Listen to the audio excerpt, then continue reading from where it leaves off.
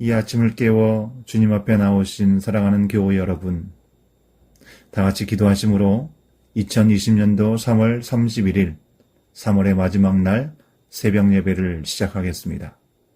다 같이 기도하시겠습니다.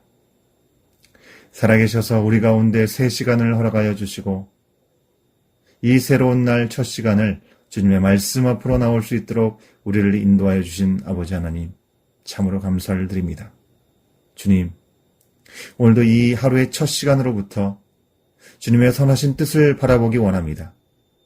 주님의 인도하심을 구하며 이 아침 주님 앞에 나온 우리 모든 심령 가운데 성령 하나님, 오늘도 우리에게 말씀하여 주시옵시고, 아버지 하나님의 선하신 뜻 가운데 우리의 삶을 내어드리고 주님과 함께 동행하는 복된 이 하루가 될 수 있도록 성령 하나님, 우리의 영을 깨워주시고 우리를 이끌어 주시옵소서.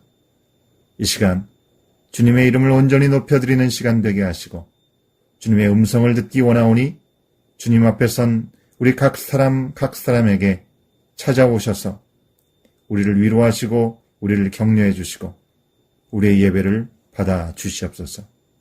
이 모든 시간을 주님의 손에 올려드리며 이 모든 말씀 예수님의 이름으로 간절히 기도하옵나이다. 아멘.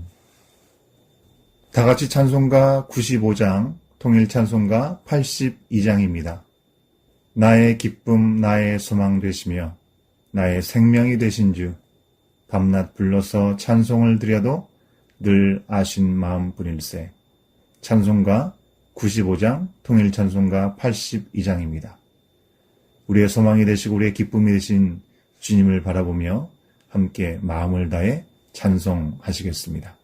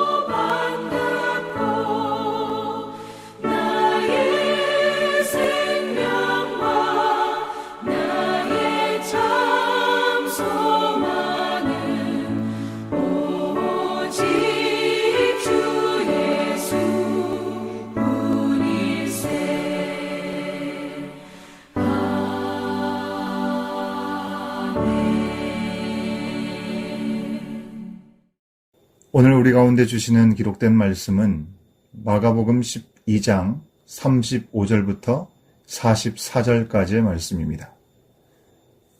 신약성경 77쪽에 기록되어 있는 말씀입니다.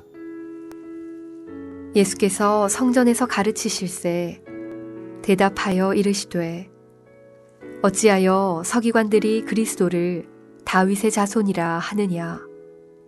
다윗이 성령에 감동되어 친히 말하되 주께서 내 주께 이르시되 내가 내 원수를 내 발 아래에 둘 때까지 내 우편에 앉았으라 하셨도다 하였느니라.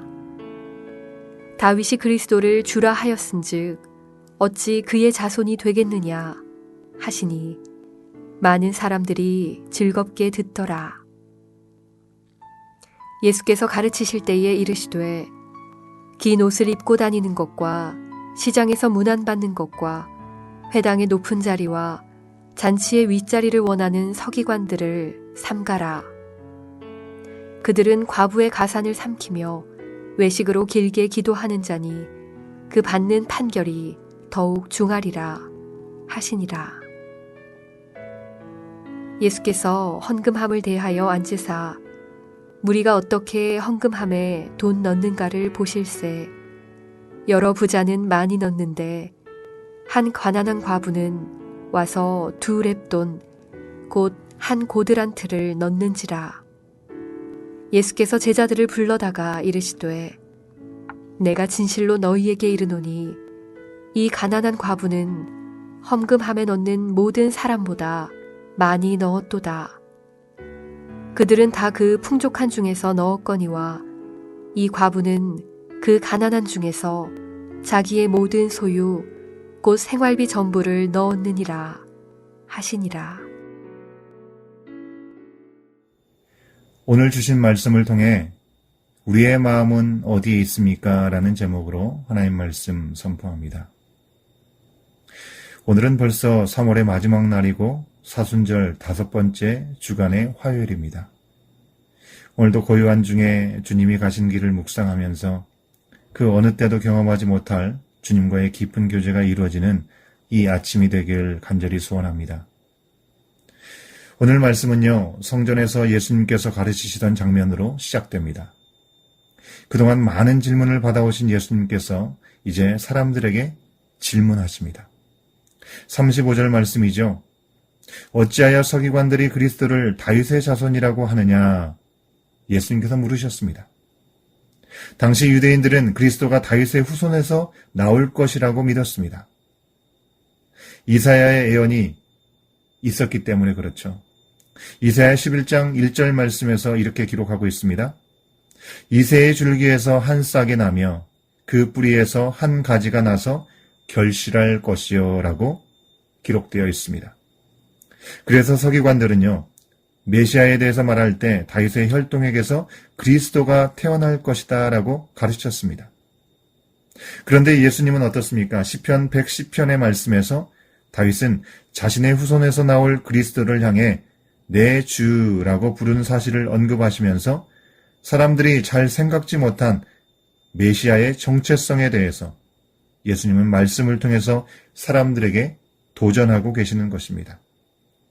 사람들은 그저 메시아가 다윗의 후손으로 와서 지금 로마 제국 아래에서 하나님의 선민으로 살아가기가 너무나 힘든 자신들을 구원하시고 해방시켜 줄 것이라는 기대에 가득 차 있었습니다. 철저히 이 땅 중심인 것이고 자신들의 중심인 기대였던 것이죠. 그런 기대를 가진 그들에게 예수님은 메시아로서의 기대감을 충족시켜주지 못했던 것이죠. 예수님에게 비범한 능력이 있는 것은 사실이나 유대 지도자들의 내면에 경건치 못한 동기를 드러낼 뿐이 아니라 정치적인 행보는 없이 그저 계속 사람들에게 죄의 문제에 대해서 말하고 있었기 때문입니다. 지금 그들이 가진 현실의 문제를 해결하려고 하지 않고 그들의 죄인된 실체를 드러내고 회개하라고 말씀하시는 메시아는 결코 그들이 기대하고 바랬던 구원자의 모습이 아니었습니다. 사랑하는 여러분, 우리는 어떤가요?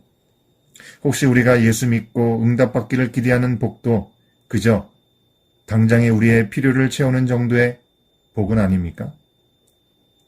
예수님께서 약속하신 복은요, 우리의 눈으로 확인되는 현실에 제한받는 정도의 복이 아니라는 것입니다. 죄로 인해 죽은 우리의 인생의 근본 문제를 해결하시고 영원한 하나님 나라에 속할 수 있게 하시는 복인 것입니다. 물론 이 땅에서의 복을 주시지 않거나 주실 수 없는 것 또한 아닙니다. 일용하고 필요한 모든 것도 주시고요. 은혜도 주시고 위로도 주십니다. 현실의 문제도 해결하시고 어떤 병도 고쳐주실 수 있으십니다. 이 땅의 문제를 불쌍히 여기시고 고쳐주심으로 이 땅에서 하나님 나라의 온전함과 그 능력과 평안을 맛보게 하시는 것입니다. 그러나 현실의 문제를 해결하기 위해 그리스도가 오신 것이 아니기 때문에 하나님이 계심에도 불구하고 당장의 문제와 이 땅에 얽매인 우리를 돌아보게 하시려고 바로 요즘처럼 문제의 한가운데서 어찌할 바 모르는 상황 그대로 우리를 내버려 두시기도 하시는 것이죠. 요즘 전화와 카톡을 통해서 가장 많이 듣는 고백이 일상에 대한 감사의 회복에 대한 내용입니다. 많은 일들이 제약된 지금의 삶의 자리에서 그동안 너무나도 당연하게 누려왔던 모든 일상이요. 사실은 주님의 은혜와 특별한 인도였음을 많은 분들이 고백하고 계시고 저 또한 그렇습니다. 우리 가운데 이미 허락된 복이 얼마나 큰지 잊은 채로 분주하게 지내고 때때로 우리가 간절히 구하는 일들에 대해 침묵하시는 하나님께 그저 의심과 원망을 일삼았던 우리 자신을 돌아보는 시간을 우리는 지금 가지고 있습니다.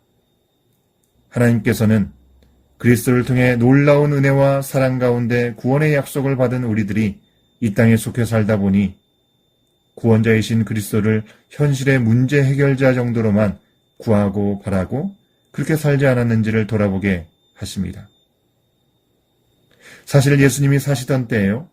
말씀을 맡았던 서기관들의 모습을 보아도 그토록 말씀을 잘 알고 가르치며 하나님을 사랑한다 하면서도 하나님의 뜻과 하나님 나라와는 거리가 먼 삶을 살았던 것을 우리가 보게 되죠. 38절 이하의 말씀을 보시면 그들의 모습은 하나님의 나라와 참 거리가 멀고 이 땅에서의 권위와 풍요에 초점이 맞추어져 있습니다. 긴 옷을 입고 다니는 것과 시장에서 문안받는 것과 회당의 높은 자리와 잔치의 윗자리를 원하는 서기관들을 삼가라. 저희는 과부의 가산을 삼키며 외식으로 길게 기도하는 자니 그 받는 판결이 더욱 중하리라. 물론 전부는 아니겠지만 많은 사람들이 이미 익숙해진 종교적인 습관을 의미 없이 반복하면서요. 자기 만족을 추구하며 주님 앞에서가 아니라 사람들 앞에서 살아가는 삶을 살고 있었습니다. 하나님의 영광을 구한다고 하는 자들이 그 영광을 스스로가 취하고 있으니 여러분 믿지 않는 이들의 죄악은 얼마나 더하겠습니까? 세계적인 전염병으로 인해서 나라 전체가 활동을 삼가는 어렵고 힘든 상황 속에서 우리의 마음을 더 힘들게 하는 소식들이 계속 이어지고 있습니다. 한국에서는 돈을 위해서 인간됨을 포기한 파렴치한 죄의 극치를 보여주는 소식들이 들립니다. 어리고 약한 여학생들을 돈을 벌기 위해서 수단으로 생각하는 그리고 그것을 즐기는 사람이 많다는 현실을 우리가 돌아보면 정말 예수님께서 이 땅에 오셔야만 했던 이유 그리고 이제 곧 다시 이 땅 가운데 재림주로 오셔야만 하는 이유를 분명히 돌아보게 됩니다. 이렇게 죄악이 점점 어둡고 깊어가는데도 여전히 우리의 현실이 좀 더 나아지기만으로 구하고 사람에게 보이려고 형식적인 종교 생활을 일삼던 우리에게 아무것도 할 수 없게 된 지금의 상황은요. 사실 이상하고 놀라운 것이 아닐지도 모르겠습니다. 이제 오늘 말씀에서 종교 지도자들의 외식을 꼬집으시던 예수님의 시선은요. 헌금함이 있는 쪽으로 옮겨갔습니다. 사람들이 헌금 넣는 모습을 보셨는데요. 당시 헌금함은 동전이나 돈이 들어가는 입구는 넓고 아래쪽은 좁은 나팔 모양으로 되어 있었습니다. 동전을 쉽게 넣게 하기 위함과 동시에 누구든지 쉽게 빼어가지 못하게 하기 위함이었죠. 그런데 헌금함의 구조상 동전이 떨어지면 소리가 나는 확성기의 역할을 하기도 했습니다. 헌금의 정확한 액수는 아니어도 대략 소리를 통해서 그 금액이 어느 정도인지 공개되는 구조였던 것이죠. 부자로 보이는 사람들은 보란듯이 거액의 헌금을 드렸습니다. 그런데 행색이 초라한 한 과부는 42절에 나와 있듯이 2렙돈, 곧 한 고드란트를 넣었습니다. 이 동전은 오늘로 치면요 25센트 정도 동전과 같은 것이었습니다. 그 모습을 보신 예수님은 말씀하시죠. 이 가난한 과부는 헌금함에 모든 사람보다 많이 넣었다라고 말씀합니다. 왜 그렇다고 하십니까? 자기의 모든 소유, 곧 생활비 전부를 넣었기 때문이라는 것이죠. 많은 것 중에 일부보다는 작은 것의 전부, 그것은 하나님을 향한 마음과 사랑의 크기를 확인할 수 있는 지표가 되었던 것입니다. 이 말씀에 대해서 사람들은요, 부담감을 많이 가집니다. 그렇다면 내가 내 삶의 자리에서 사용할 수 있는 모든 생활비도 일단은 하나님께 드려야 하는가라고 말합니다. 사랑하는 여러분, 오늘 말씀의 초점은 그런 게 아닙니다. 헌금을 수단과 방법을 가리지 않고 어떻게 해서든지 많이 하라는 내용이 아닙니다. 지금 헌금함 앞에서 주님이 주시는 말씀은요, 앞선 말씀과 결코 분리된 전혀 다른 말씀이 아닙니다.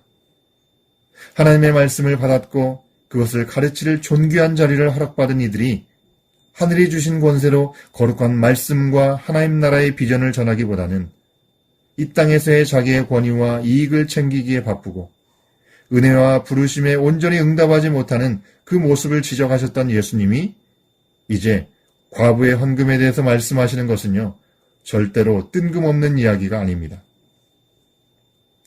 외식하는 종교 지도자들은 하나님의 말씀을 가르쳤고 늘 종교적인 모습이었지만 그들의 마음은 늘 이 땅과 사람들에게 초점이 맞춰져 있었습니다. 많은 돈을 헌금함에 넣은 부자들도 이 땅에서의 안전과 부귀를 기대하면서 종교적인 의무를 다했습니다.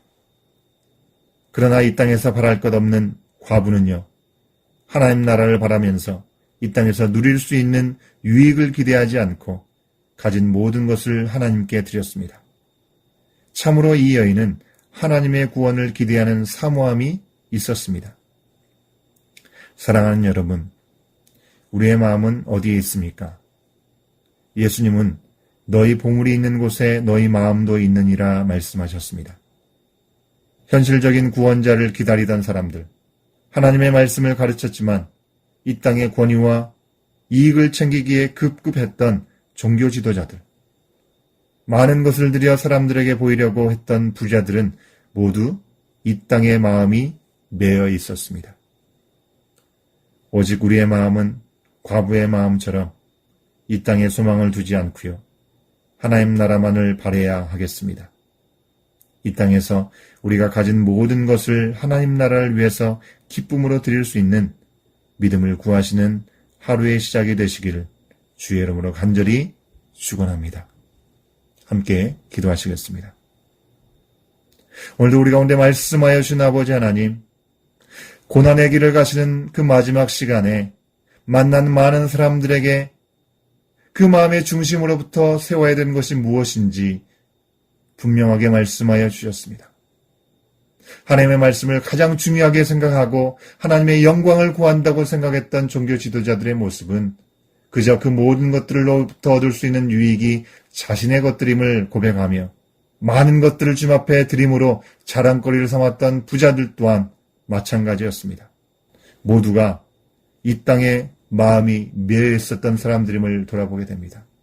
주님, 아무것도 바랄 수 없는 중에 가진 전부를 주님 앞에 드림으로 하나님 나라를 구하고 이 땅에서 누릴 수 있는 어떤 유익보다는 모든 것들을 하나님께 드림으로 하나님의 구원을 기대하고 사모했던 과부의 모습, 오늘 주님께서 우리 가운데 요청하시는 모습인 줄 믿습니다. 무엇을 어떻게 해나가야 될지 알지 못하는 답이 없는 우리의 인생의 한복판을 걸어가고 있는 이 시간, 우리의 애씀과 우리의 열심을 내려놓고 정말 이 모든 것들의 주인 되신 우리 주님 앞에 우리의 가장 귀한 것들을 구별하여 드림으로 하나님 나라를 사모하고 하나님의 은혜를 기억함으로 오늘도 세상이 줄 수 없는 하나님의 평강으로 온전히 주님과 동행하며 승리하는 삶을 살아가는 우리의 삶의 자리가 될 수 있도록 주님, 우리를 붙드시고 인도하여 주시옵소서.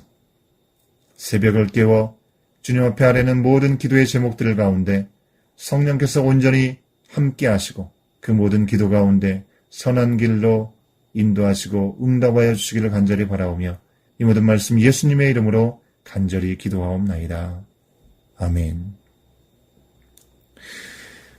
이 아침에 우리 함께 기도하기 원합니다. 함께 중보하며 기도하기 원하는 것은요, 먼저 우리가 말씀을 기억하며 우리 마음이 하나님 나라의 그 뜻을 행하는 데 초점이 맞춰지게 하시고 우선순위가 있게 하여 주시옵소서. 우리 자신을 내어드리며 함께 기도합니다. 공동체를 위해서 기도합니다. 어려운 이때에 이 땅의 문제에 억눌리지 아니하고 오히려 나보다 더 어려운 한두 사람이라도 사랑으로 돌아보고 도움의 손길을 나누고 중보하며 하나님 나라를 누리는 우리 믿음의 모든 공동체가 될 수 있도록 인도해달라고 위해서 기도해 주시면 감사하겠습니다. 계속해서 기도합니다. 지난 주일 수정하여 알려드린 10가지의 기도 제목을 여러분 가지고 계속해서 기도하시기를 바랍니다. 주보에 있죠. 한 가지 더하여 기도 제목을 나눕니다. 올해 6월로 예정되었던 캐나다 장로교단 총회가 취소되면서 결혼의 재정의에 대한 도모가 일단은 홀드되었습니다. 능치 못한 것이 없으신 하나님의 뜻을 캐나다 장로교회에 나타내시고 사람과 세상에서 인정받으려는 어리석음에서 돌이키고 하나님의 진리에 거하는 돌이킴을 허락하시기를 함께 기도해 주시기를 부탁드립니다. 이런 기도 제목들을 함께 드리며 우리 각자에게 허락하신 기도의 제목을 함께 올려드리는 시간 갖겠습니다. 함께 기도하시겠습니다.